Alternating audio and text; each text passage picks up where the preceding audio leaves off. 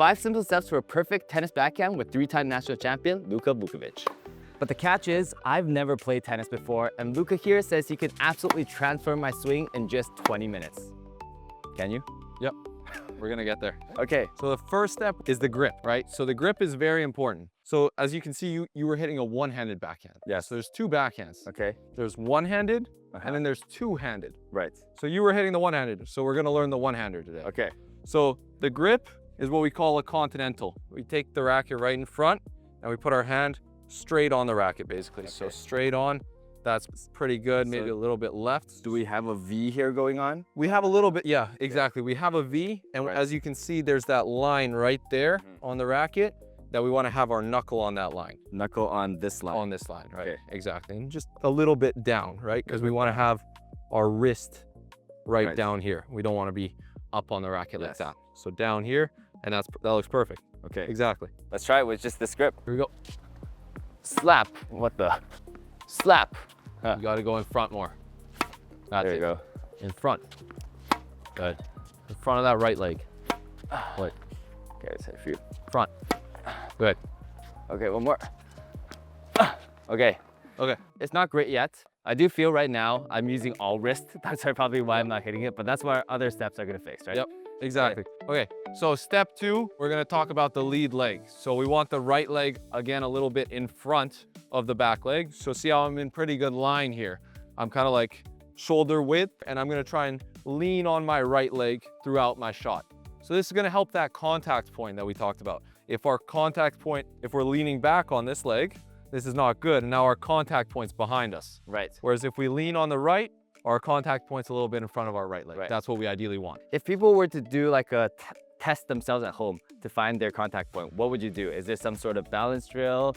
How would you know where the right contact point is? If you're doing it at home, if you're doing kind of a shadow swing, just always think you want to see the racket in front of you.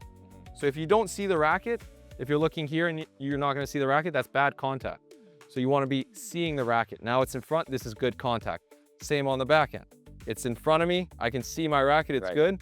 If it's here, I can't see my racket, so that's not good contact. That makes a lot of sense. Okay, let's give it a try.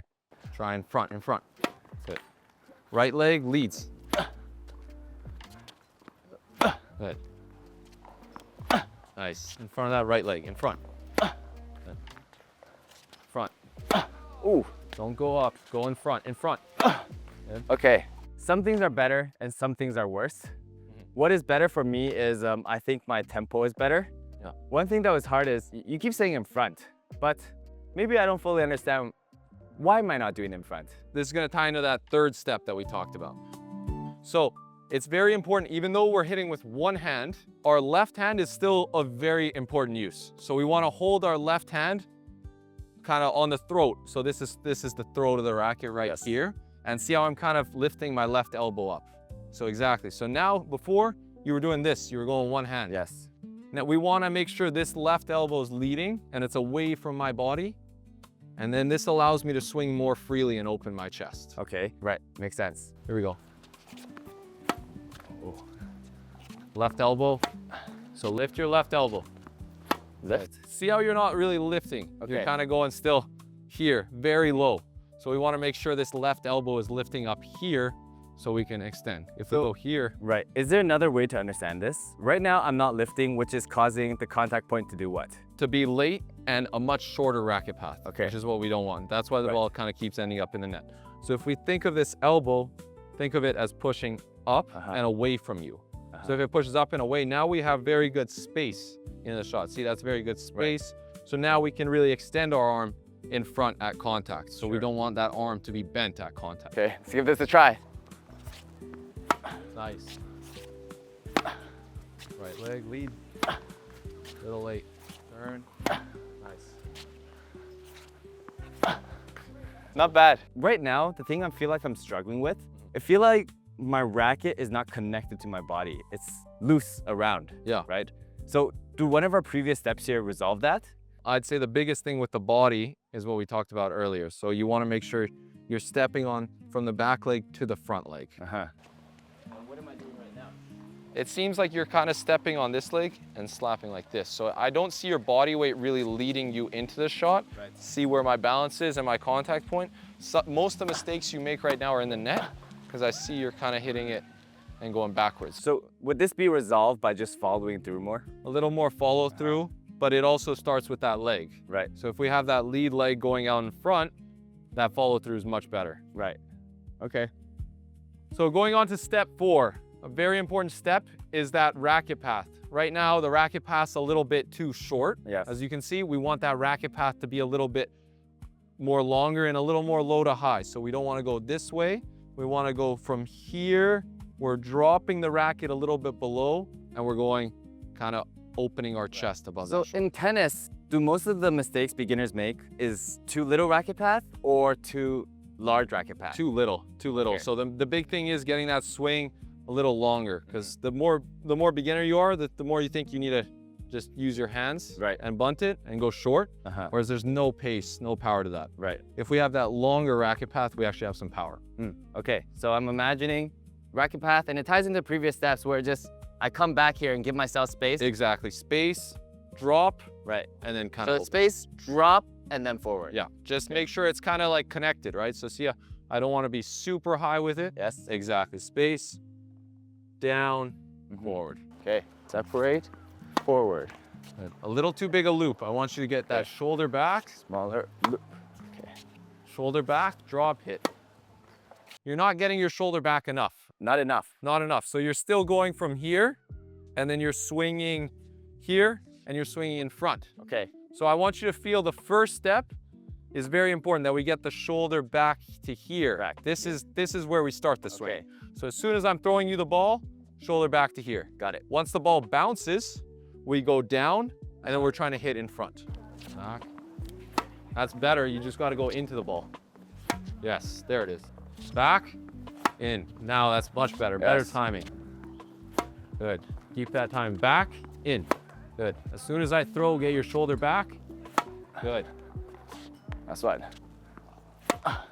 It's better. It's significantly better. It's better. Now your timing's way better. Yes. So like there, you're actually getting your racket back so you can time it much better. Yes. What you were doing earlier, if you take too long with the racket, you're gonna time it late. Yes. And it doesn't matter if it looks good, it's not gonna be a good outcome. But was my timing late earlier if my rotation wasn't enough? It was. Okay. You were doing enough rotation, but you were doing the rotation very Upwards. late. Okay. So it was going kind of too long. Right. Whereas now you're just going back, down, It's forward. very important to set into this position Yeah. earlier so you have time to just swing through. So important. And it goes back to simplifying the swing. Right. We don't want a long, complicated swing.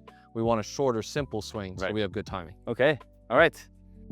So step 5 is gonna be tied into this step. So we're turning the shoulder, and now we gotta make sure once we've contacted the ball in front, we're opening this chest. So see, you're turning here very good at the start, right? As I throw you the ball, you're turning. And then after you finish, I wanna see your chest open that way. That's very interesting because I remember from our forehand video that when we hit, it feels like we're following through, Yep. right? But So if you open your chest, are you not coming more across? you're opening a little too much right now. Okay. So we do wanna open our chest, but we don't wanna open there like you just did. So if we, exactly, that's Okay. all. We don't wanna over rotate because then the ball is just gonna go somewhere on another court, Right. which is not what we want. But if we just open here a little bit, we're facing that court. Okay. That's right. Okay. Don't move the wrist, just keep it still. Good. Away, good. Turn, good. Use that left elbow. Turn, Not enough turn. not enough. Good. Make sure your left elbow's a little higher. Right now it's a little low, so it's causing you to flick. What is the left elbow really doing? Like right now, because your left elbow's very low, so you're still, in my opinion, using too much just the right, and it's causing your swing a little shorter and what you're calling wristy, right? Right. So the left elbow being a little higher is gonna give you a little more space and cause you to really kind of extend that arm out without using the wrist before the shot. So right now we're using the wrist before, because look at my space. So if we lift this left elbow up, see how much space you have now between your body and that elbow. And this allows you to just be straight arms at contact. Be a little more firm with your hand. Yes. We do things differently here. We don't sell courses and we don't hide great coaching behind paywalls because everything we teach on this channel stays completely free and that's never changing. If you want to help keep it that way, join our YouTube memberships where you'll get access to our private community, member perks, and you'll be directly supporting free education for people everywhere. Now back to the video. Nice, that was good. Hold. Good. Nice one. In front. Still good. One more. Front. Nice. Okay. One major thing I realized is when we did the forehand video, I feel like a lot of wrist was okay. But this single backhand, we can't use too much wrist. You actually have to lock it more. Yeah, that's so important. Like you said, the forehand, before contact, we're really using wrist, we're dropping, and it should be super relaxed. Yeah. But here, if our wrist is moving before, it's super hard to control on this side. Right. So we want to make sure our wrist is a little more still. We drop a little bit before the shot, but at contact, my wrist, see, it's very firm. Yeah. We want to make sure it doesn't move around much. Right. Okay. So the last step would be that once we've opened our chest, we're allowing our body weight to go in. Right now, you're kind of opening and you're still. That's very interesting. Yeah. What I'm doing right now is kind of like I'm hitting and then I'm going this way. Yeah. So you want to make sure this is always like very similar to the forehand, right? The lead leg is where we're balancing off and the back leg goes along for the ride. So if we go this way, where's our body momentum going? It's over there. But it feels like if my left leg came behind and I stayed on my right leg, my center of gravity stays in this line easier. You don't want your left leg behind the right. Right. So you want your left leg in line with the right. Yes. But I want you to feel that it just comes a little bit. Ah, okay. So it doesn't have to, you don't want to let it over rotate like that. Right. But if it rotates just a little bit, you always want to be facing the court. I see. All right, let's put it all together. Elbow away. Good. Let that back leg lead at the end. There you go. Turn, open. Back contact. Bad contact, turn, open. Good contact. Keep that wrist still. That's good. Firm with that wrist. Turn. Nice. Nice. Firm. Good. Good. As soon as I feed, turn the shoulders. Yes. Very nice. Turn. Nice one. Okay.